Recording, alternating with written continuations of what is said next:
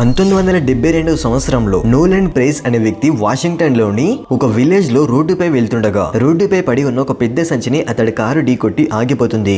Repair కోసం చుట్టూ చూసినప్పుడు దగ్గరలోని ఒక పాత ఫామ్ హౌస్ నుండి వెలుతురు కనిపించడంతో హెల్ప్ కోసం అక్కడికి వెళ్తాడు. ఆ ఇంటి చుట్టూ తుప్పు పడిన పాత కలరు చాలా కనిపిస్తాయి. అతడు తలుపు తట్టక ముందే ఒక ఆమె నవ్వుతూ స్వాగతం పలుకుతుంది. ఇంక తన భర్త మెకానిక్ అని చెప్పి ఆ రాత్రికి అక్కడే ఉండమని చెప్తుంది.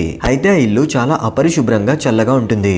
మళ్ళీ ఆ కుటుంబ సభ్యుల ప్రవర్తన అతనికి వెరైటీగా అనిపిస్తుంది. మళ్ళీ రాత్రి సమయంలో ఫ్లోర్ కింద నుండి ఎవరో పిలుస్తున్నట్టు సౌండ్ రావడంతో నోలాన్ మేల్కొంటాడు. హాల్లోకి రాగానే ఆ కుటుంబంలోని ఒక కొడుకు చీకట్లో నిలబడి మాకు వచ్చిన అతిథులు గదులు వదిలి బయటకు రావడం నచ్చదు అని చెప్తాడు. ఇంకా అందరూ పడుకున్నాక నోలాన్ రహస్యంగా కింద మెట్లు దిగి ఆ సౌండ్ వస్తున్న రూమ్ రాడ్ ఓపెన్ చేసి లైట్ ఆన్ చేస్తాడు. ఇంకా అక్కడ దృశ్యం చూసి షాక్ అయ్యే లోపే వెనుక నుండి కాళ్ళ శబ్దాలు వినిపిస్తాయి. ఆ కుటుంబం మొత్తం అతడి వెనుక నిలబడి ఉంటుంది. చివరిగా ఆ కుటుంబం ఓనర్ నవ్వుతూ ఇక్కడ నుండి ఎవరు ఎందుకు తిరిగి వెళ్లారో ఇప్పుడు నీకు అర్థమైంది అని అంటాడు. వీడియో నచ్చితే ఒక లైక్ చేయండి ఫ్రెండ్స్.